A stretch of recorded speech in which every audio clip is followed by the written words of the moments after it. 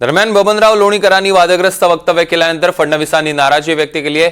लोणीकरांना समज देऊ असंही फडणवीस म्हणाले। मात्र लोणीकरांना अजूनही आपण ही चूक केलीच नाही असं वाटतंय। टीकेचा भडीमार झाल्यानंतर लोणीकरांनी माफी तर मागितली, पण या माफीत सुद्धा त्यांची मगरुरी दिसली।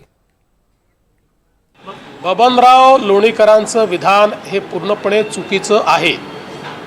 त्यांनी जरीही काही लोकांना उद्देशून असं विधान केलं असलं तरीही अशा प्रकारचं विधान करायचा कोणालाही अधिकार नाही।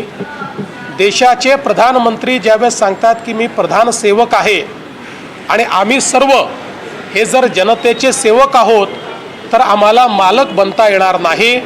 त्यामुळे बबनराव लोणीकरांचं जे वक्तव्य टीव्हीवर आलेलं आहे ते पूर्णपणे चुकीचं आहे। अशा प्रकारचं वक्तव्य देणं योग्य नाही। तशी समज ही बबनरावांना देण्यात येईल।